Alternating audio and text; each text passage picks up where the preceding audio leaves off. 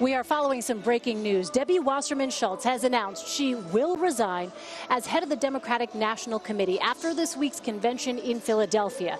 It comes after an email leak which appeared to reveal DNC staffers working against the Bernie Sanders campaign in favor of Hillary Clinton. In a statement, she says her first goal is to help Hillary Clinton get elected president, and that the best way to accomplish that goal now is to leave. She goes on to say, quote, "We have planned a great and unified convention this week, and I hope and expect that the DNC team that has worked so hard to get us to this point will have the strong support of all Democrats in making sure this is the best convention we have ever had."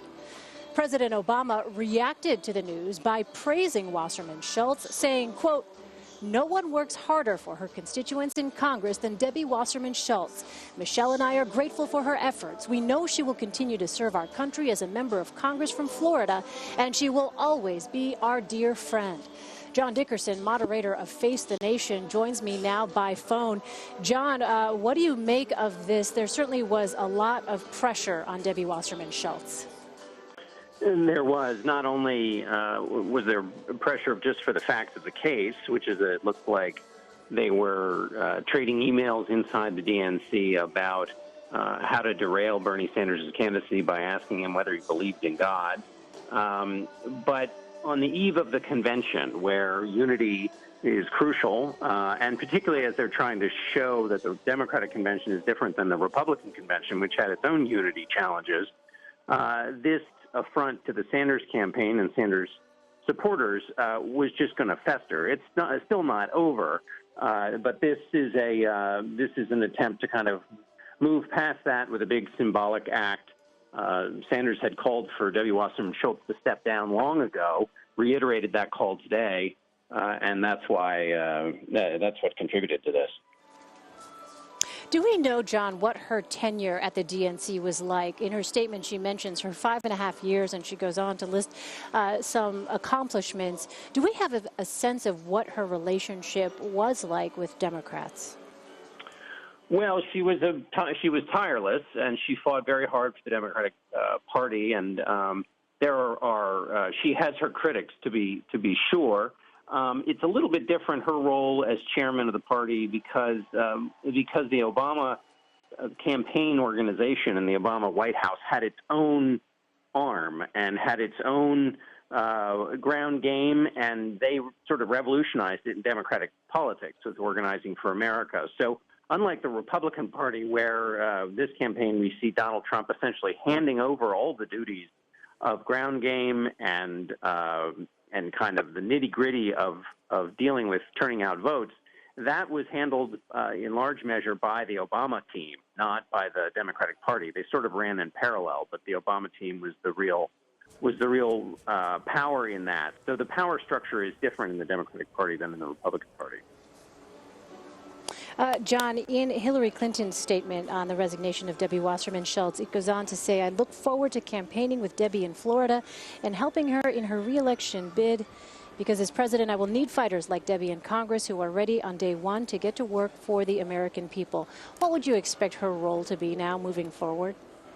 Well, Secretary Clinton needs fighters like Debbie Wasserman Schultz, not just in Congress, but needs her in Florida, where we know that's a crucial state we all pay a lot of attention to every 4 years. So that's, the statement from the White House and from the Clinton campaign and from Debbie Wasserman Schultz herself was an attempt to strike a balance here. This is obviously an unplanned event, and part of getting it's clear they're trying to balance the dark side of this event with some nice, kind words about her tenure and also about her future. In the end, who knows what role? She's been a strong ally of Secretary Clinton's, a very strong ally, and so Hillary Clinton is quite loyal. So, who knows what the future will bring, but she will certainly play a role in Florida with respect to the campaign, and then I would suspect, if she's reelected, that she would be close to the Clinton White House. John, I know you talked about this at the very beginning of our conversation, but for people who may not sort of be in politics on a day-to-day basis and following things just as closely, if you could just put this into context, how big a development this is as the Democrats get ready for their convention. This is certainly not the storyline they wanted to be talking about. Well, no. I mean, the chairman of the party having to announce her resignation on the eve of the biggest thing a party does every 4 years definitely is not on message. And you know, the bigger problem is that these emails affirm something that the Sanders campaign had complained about during the primary process, which is that they felt the party was being unfair to Senator Sanders, and that's the party's supposed to play a neutral role. And so this sort of validates his complaint, and you don't want the agitation from the group you're trying to bring into the tent, which is what Hillary Clinton has been trying to do. So it's not only bad messaging, but it also, or you know, it's not only off message, but it also you know, makes angry again those Sanders supporters, which and you know. Conventions are essentially public relations exercises where everybody's supposed to be happy and look unified. We saw how that can get derailed at a convention last week, and Democrats don't want anything like that happening here. All right, John Dickerson, moderator of Face the Nation. John, thank you so much. Thanks, Elaine. And joining me now to talk more about this, I have Steve Chigueras, CBS News senior political editor, and Linda Tran, a CBSN political contributor and founder of 270 Strategies. All right, first, Steve, context, and then I want to get reaction from you, Linda. Just how seismic or not seismic is this? Well, as John just said, off message completely. Mm-hmm. And the other part of this is, I think, an effort to try to calm the Sanders delegates down. Let's remember there are 1,900 or so Sanders delegates that are going to be in this arena all week, and they're not very happy. They're not very happy about where the party is going on superdelegates, which is one of their beefs throughout the campaign. They're not happy with Tim Kaine necessarily as Hillary Clinton's running mate, feeling that he's not progressive enough and feeling that the Clinton campaign is not nodding enough to the progressive wing of the party. And they're not happy with the DNC after these emails came out. And so just losing Debbie Wasserman Schultz after the convention is probably not enough to mollify the Sanders folks. And I think we're going to see some interesting stuff this week. I mean, as I've mentioned repeatedly today, we talked a lot about the Republican Party not unifying, maybe causing trouble on the floor, preventing Donald Trump from becoming the nominee, and whatever floor fights might happen. And I think we've got to really look at what's going to go on in the Democratic convention this week. I'm not saying that Hillary Clinton has any chance of not becoming the nominee. That's not what I'm saying. What I'm saying is the Sanders delegates are not a happy bunch right now. And I think we could be in for some really interesting times this week and interesting moments that would take the party off message, which is exactly what happened to Donald Trump last week. Granted, what happened to Donald Trump last week had a lot to do with Donald Trump taking himself off message. This would be Sanders delegates taking Hillary Clinton and the Democratic Party off a message. But it's still going to be very interesting to watch this week. Speaking of Donald Trump, before we get to you, Linda, I just want to read what he tweeted in response to this. He says, "Today proves what I have always known, that Reince Priebus, who's the chair of the RNC, the Republican National Committee, is the tough one and the smart one, not Debbie Wasserman Schultz." And here's a new tweet from him, even newer than that one. He said, "I always said that Debbie Wasserman Schultz was overrated. The Dems convention is cracking up and Bernie is exhausted. No energy left." He loves the energy. No, he loves he's the energy. very, very, yes, observant about the energy. So, Linda, let me get your take on this. As a Democrat, you're watching this take place on the eve of your convention. This is not necessarily what you wanted the headlines to be. I think that's exactly right. But first, let me say, yes, we're going off message on the piece of the narrative that is about party unity.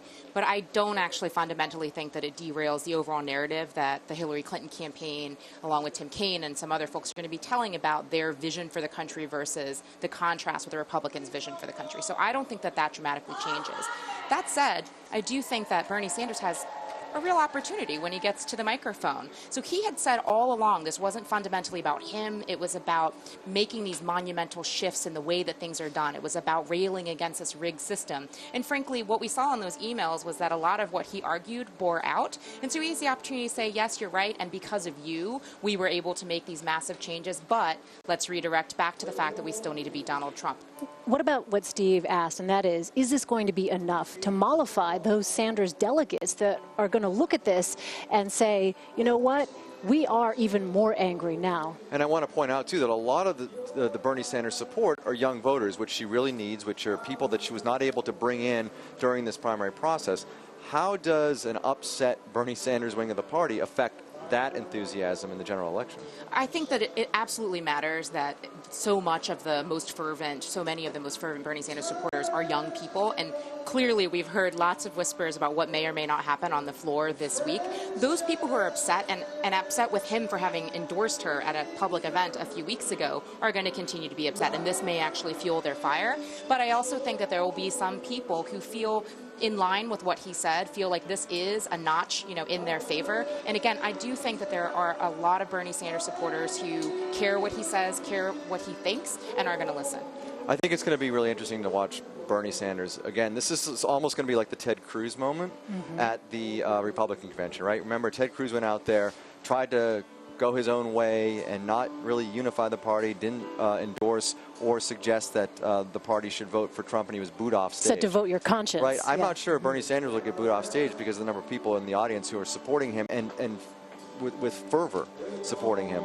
But it will be interesting to see if he urges the audience and the delegates to get behind Hillary Clinton because that's the best solution to beating Donald Trump in the fall, or do the events of the last week or two, meaning the selection of Tim Kaine and this email stuff, does that change his take on all of this and him really sort of backing off his sort of full-throated endorsement of her from a couple weeks ago? I just want to point out really quickly, by the way, we're hearing Bridge Over Troubled Waters. Well, pretty appropriate. So, this is just rehearsal. I know. This isn't planned. Right. Wow. So is that Paul Simon himself? Yeah.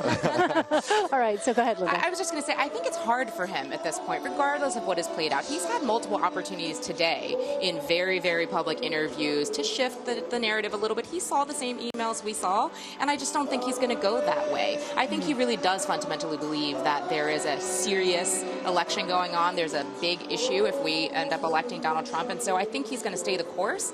That doesn't mean he's not going to allow himself just a little bit of the luxury of saying, I was right. So meantime, if you're Hillary Clinton, Linda, what are you thinking about Debbie Wasserman Schultz?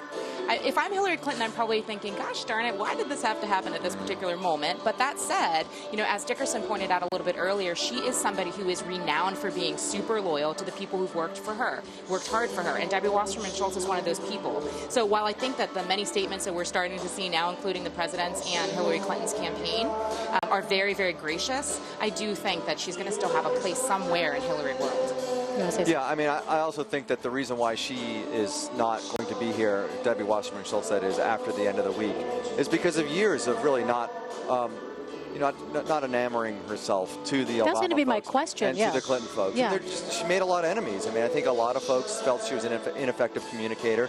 She had this idea that she was tilting the scales, and the controversy last year between her and the Sanders and O'Malley campaigns didn't really do so well. She had a controversy a few years ago in which she was reportedly trying to bill her clothing at the convention and at the inauguration to the DNC. And so a lot of folks, I think, in Obama world and in Clinton world, were just like sort of had enough with her. And this was the last straw in the sense that there's really no defense for her at this point. The other part of this, too, frankly, Debbie Wasserman Schultz has a primary next month.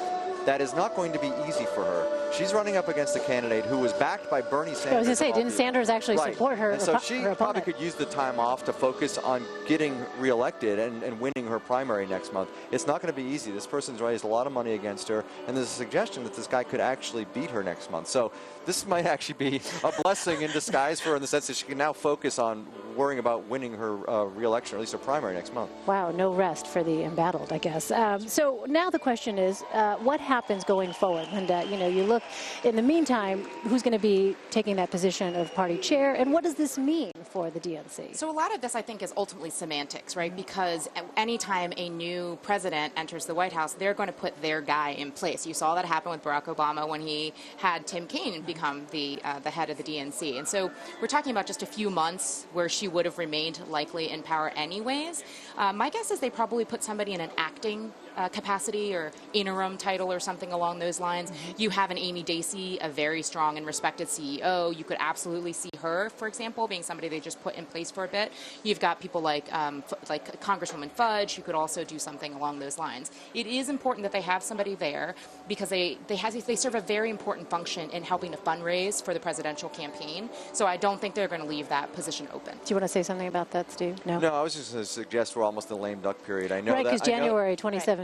Right, there'll be a new chairperson. Right. And so that person who's going to sort of take over from now and then, I think really is just sort of making sure the ship is steered in the proper direction right, in November. The system's already set. Right. So there's not a heck of a lot for that person to do, but it's probably going to be somebody well-respected within the party who's just going to make sure nothing goes off course over the next few months. So the producers are telling me in my ear, Donna Brazile, looks like. So she was vice chair, is that right? And so she'll I think she filled in as interim chair before Debbie Wasserman Schultz, if I'm not correct. So what can you tell us about her, Linda? I can't recall if she actually filled in an official capacity, but Donna Brazile is clearly somebody within the Democratic Party who holds a lot of sway. She's deeply, deeply respected. She's somebody who is at the DNC quite frequently leading, strategy sessions and meetings and conversations about what's happening in the world and how do we help our team win. She would be a very, very logical and easy person to slip in. And also very, very close to Clinton world, so it's not a surprise. Exactly right. Former campaign manager. Yeah, I'm just seeing the tweet now from the DNC comms director. DNC Vice Chair Donna Brazile will serve as interim chair through the election. So and I called the title. So a steadying force, perhaps. Right. So, Linda, looking ahead now what? Is there some bracing going on to see what, in fact, these Sanders delegates will do? Because, as Steve points out, that anger is there. We had Nomiki Constan earlier, supporter of Sanders, who said there is a palpable feeling among Sanders delegates, having seen some of those leaked emails now, and this is something that she could feel is really not sitting well with a lot of them. Well, and Nomiki, of course, represents the top-tier, most ardent of the Bernie Sanders supporters, and so I don't know if she necessarily captures the opinion of all 1,900 of these delegates that Steve described. That said, it is something that you need to be conscious of, and I have to believe that people aren't kind of sitting by the wayside, ducking down, hoping that this all, gets taken care of in a peaceful way. I'm sure that there are conversations that are going on right now. I'm sure that Bernie Sanders himself is engaged as well in some of the discussion about what they can do to mitigate some of this as much as possible. Well, and I bet you this move is part of that mitigating, right? Exactly. So. Right. And do you think then, and you touched on this before, Linda, do you think then we may be hearing from him before his actual official, in response to this? Well, I imagine he's probably going to issue some sort of a statement. I expect we'll probably be getting it as we statement, probably. here. I mean, he's been calling for her resignation or her ouster for a long time now. So He I has. bet you, this is a moment for him where he'll probably Some say something vindication, like that. he Yeah, it's not feels. going to be as Yeah. nice as the Clinton and Obama statement. Sure. It's a moment for him, but he also still has certain stature. I mean, I don't think he's going to be twisting the knife. I think he's going to make a statement. Yes, this was a victory for us. We set out to change things. We did. Yeah, we will see what tone he strikes.